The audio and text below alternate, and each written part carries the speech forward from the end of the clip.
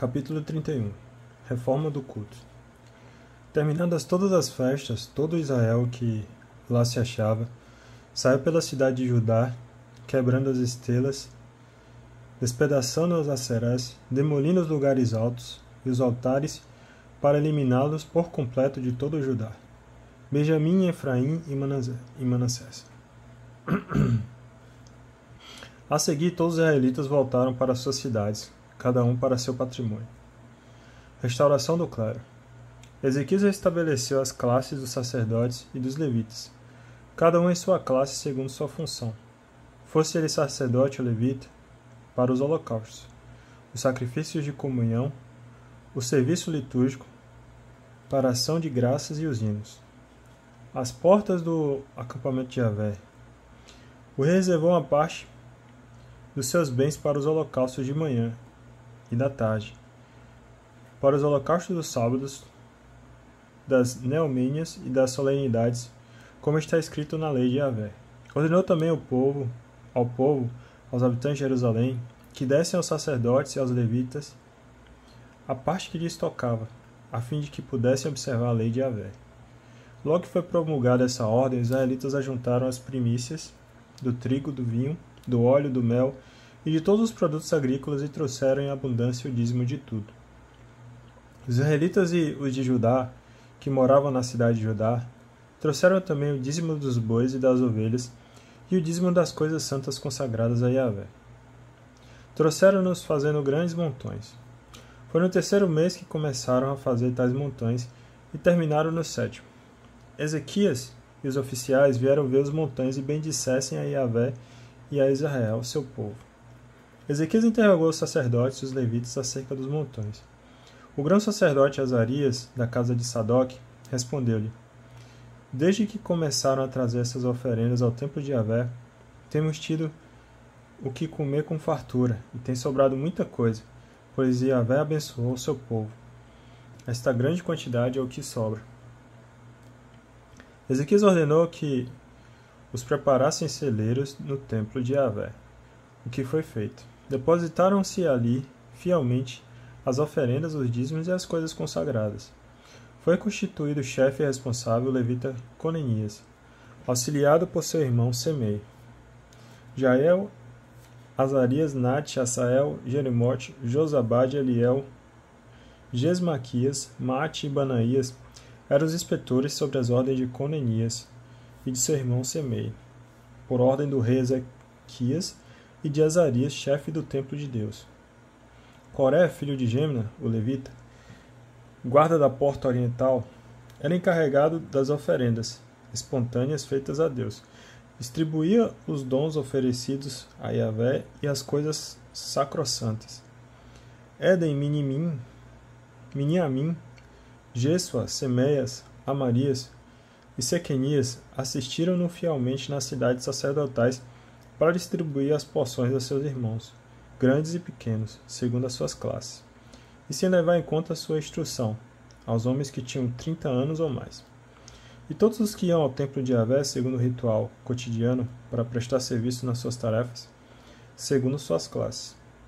Os sacerdotes foram inscritos por famílias, e os levitas de 20 anos ou mais, segundo suas funções e suas classes.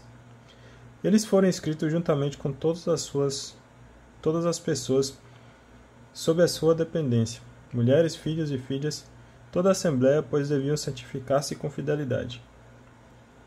Para os sacerdotes, filhos de Arão, que residiam nos campos de pastagens de suas cidades, e em cada cidade havia homens nominalmente designados para distribuir as porções a todos os varões entre os sacerdotes e a todos os levitas inscritos.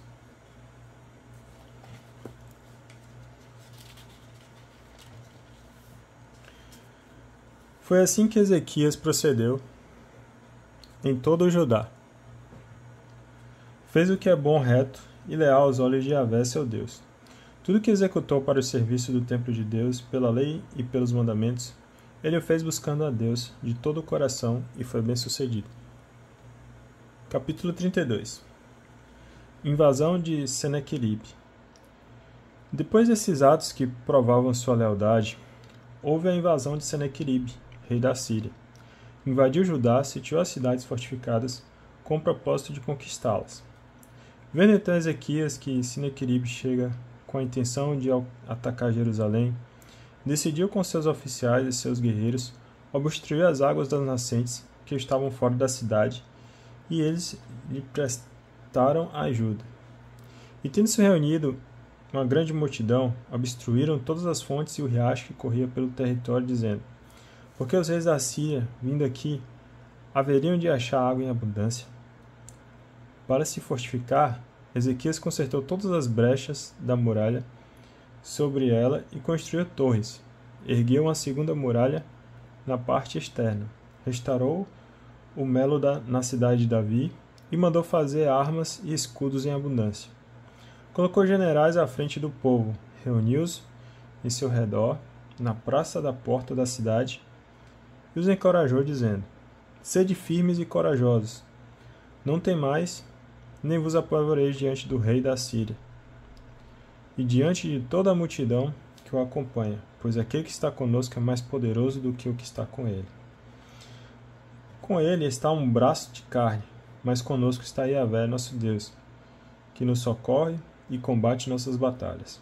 O povo ganhou confiança ao ouvir as palavras de Ezequias, rei de Judá. Palavras ímpias de Senaqueribe. Depois disso, Senaqueribe, rei da Síria, enquanto ainda estava diante de Laquis, com todas as suas tropas, enviou seus servos a Jerusalém para dizer a Ezequias, rei de Judá, e a todos os judaítas que se achavam em Jerusalém: assim fala Senaqueribe, rei da Síria: em que confiais para permanecerdes assim em Jerusalém sitiados? Acaso Ezequias não vos está enganando para vos fazer perecer pela fome e sede, quando vos disse: Yahvé nosso Deus nos livrará das mãos do rei da Síria? Não foi este mesmo Ezequias que suprimiu os lugares altos e os altares de Yahvé, ordenando a Judá e a Jerusalém? Diante de um só altar vos prostrareis e sobre ele oferecereis incenso? Não sabeis o que temos feito, meus pais e eu, a todos os povos de outras terras? Os deuses das nações dessas terras puderam livrá-las de minhas mãos? Qual é dentre todos os deuses das nações que meus pais voltaram ao anátema, aquele que pôde livrar seu povo das minhas mãos? E vosso Deus poderia então livrar-vos de minhas mãos? Portanto, não vos deixeis iludir por Ezequias, que não vos engane dessa maneira. Não lhe deis créditos, pois nenhum Deus de nação alguma, nem de reino algum pode livrar seu povo de minhas mãos, nem na de meus pais. Vossos deuses tampouco vos livrarão das minhas mãos. Seus servos ainda estão falando contra Yahvé, Deus, e contra Ezequias, seu servo, quando Senaqueribe escreveu uma carta para insultar Yahvé, Deus de Israel. Dizia isto: assim como os deuses das nações das outras terras não livraram seus povos de minhas mãos, o Deus de Ezequias não livrará dela seu povo. Bradava em alta voz, usando a língua judaica, dirigindo-se ao povo que estava sobre a muralha, para atemorizá-los e intimidá-los e assim apoderarem-se da cidade. Falava do Deus de Jerusalém como se ele fosse um dos deuses dos povos da terra, obra de mãos humanas. Êxito da prece de Ezequias. Nessa situação, o rei Ezequias e o profeta Isaías, filho de Amós, rezaram e clamaram ao céu. Yahvé enviou um anjo que exterminou todos os guerreiros valentes, os capitães e os oficiais no acampamento do rei da Assíria. Este voltou para sua terra coberto de vergonha, e tendo entrado no templo de seu Deus, alguns de seus filhos o mataram à espada. Assim Yahvé salvou Ezequias e os habitantes de Jerusalém das mãos de Senaqueribe, rei da Síria, e das mãos de todos os outros, e concedeu-lhes a tranquilidade em todas as fronteiras. Muitos levaram a Jerusalém uma oblação para Yahvé e presentes para Ezequias, rei de Judá, que depois desses acontecimentos, adquiriu prestígio aos olhos de todas as nações. Por aqueles dias, Ezequias caiu doente e esteve a ponto de morrer. Implorou a Deus que lhe falou, e lhe concedeu um milagre. Mas Ezequias não correspondeu ao benefício recebido. Seu coração se orgulhou e a ira se abateu sobre ele, sobre Judá e Jerusalém. Ezequias, porém, humilhou-se do orgulho de seu coração, assim como os habitantes de Jerusalém. A ira de Yahvé cessou de abater-se sobre eles, durante a vida de Ezequias. Ezequias possuiu muita riqueza e glória. Acumulou tesouros para si em ouro, prata, pedras preciosas, unguentos, escudos e toda espécie de objetos preciosos. Teve armazéns para safras de trigo, vinho e óleo, estábulos para as diferentes espécies de gado e apriscos para os rebanhos. Construiu cidades e um arrendamento abundante de gado graúdo e miúdo. Com efeito, Deus lhe havia dado bens imensos.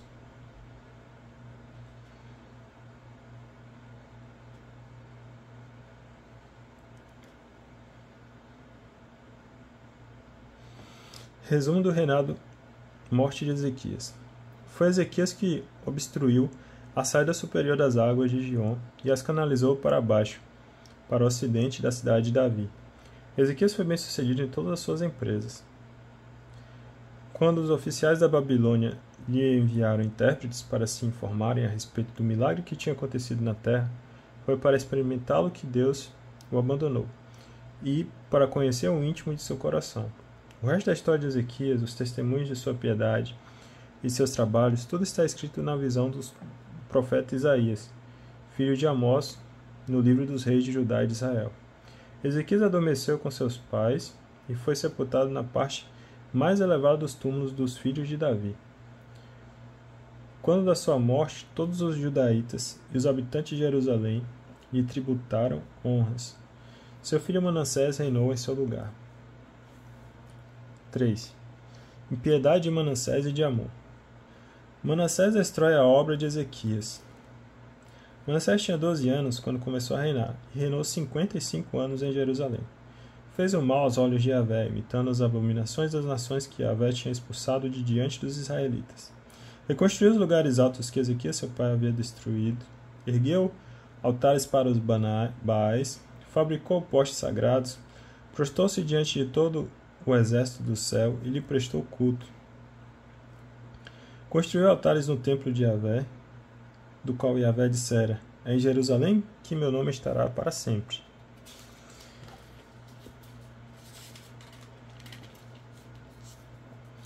Construiu altares para todo o exército do céu, nos 2 pátios do templo de Yahvé. Foi ele que fez passar seus próprios filhos pelo fogo no vale dos filhos de Enom. Praticou encantamentos, adivinhação e magia. Instituiu a necromancia e a bruxaria e multiplicou as ações que Yahvé considera como más, provocando assim sua ira. Colocou o ídolo que mandara esculpir no templo de Deus, do qual Deus tinha dito a Davi e a Salomão seu filho: neste templo em Jerusalém, cidade que escolhi entre todas as tribos de Israel, farei residir meu nome para sempre. Não mais farei com que o pé de Israel vagueie fora da terra onde estabeleci vossos pais, contanto que cumpram tudo o que lhes ordenei segundo toda a lei, os estatutos e as normas transmitidos por Moisés.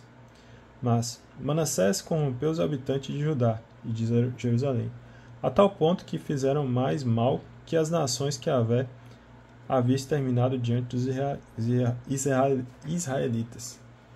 Yahvé falou a Manassés e a seu povo, mas não lhe deram ouvidos. Cativeiro e conversão. Então Yahvé fez vir contra eles os generais do rei da Síria, que puseram Manassés em ferros, amarraram-no com cadeias e levaram-no para a Babilônia. No tempo dessa provação, procurou aplacar Yahvé, seu Deus, humilhou-se profundamente diante do Deus de seus pais, orou a Yahvé, que se deixou comover. Ouviu sua súplica e o reintegrou em sua realeza em Jerusalém. Manassés reconheceu que é Yahvé que é Deus.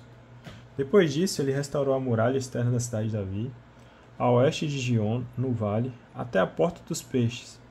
Ele rodeava o Ofel, e ele a levou a uma grande altura. Pôs também generais em todas as cidades fortificadas de Judá. Fez desaparecer do templo de Yahvé os deuses estrangeiros e a estátua, como também todos os altares que havia construído sobre a montanha de templo e em Jerusalém, e os lançou para fora da cidade. Reconstruiu o altar de Yahvé, ofereceu sacrifícios de comunhão e de louvor, e ordenou a Judá que servissem a Yahvé, Deus de Israel. Mas o povo continuava a sacrificar nos lugares altos, ainda que somente a Yahvé, seu Deus. O resto da história de Manassés, a oração que fez a seu Deus, e as palavras dos videntes que se dirigiam a ele em nome de Yahvé, Deus de Israel, acham-se nas atas dos reis de Israel. Sua oração e como foi ouvido todos os seus pecados e sua impiedade, os sítios onde havia construído os lugares altos e erguido aserás e ídolos antes de se ter humilhado, tudo está consignado na história de Osai. Manassés adormeceu com seus pais e foi sepultado no jardim de seu palácio. Amon, seu filho, reinou em seu lugar. Endurecimento de Amon. Amon tinha 22 anos quando começou a reinar. Reinou 2 anos em Jerusalém. Fez o mal aos olhos de Yahvé, como havia feito seu pai Manassés. Amon ofereceu sacrifícios e prestou culto a todos os ídolos que seu pai Manassés tinha feito. Não se humilhou diante de Yahvé como se tinha humilhado seu pai Manassés. Ao contrário, tornou-se gravemente culpado. Seus servos tramaram contra ele e o mataram no seu palácio. Mas o povo da terra matou todos os que haviam conspirado contra Amon. Proclamou rei em seu lugar seu filho Josias. Dá uma pausa aqui e continua no próximo.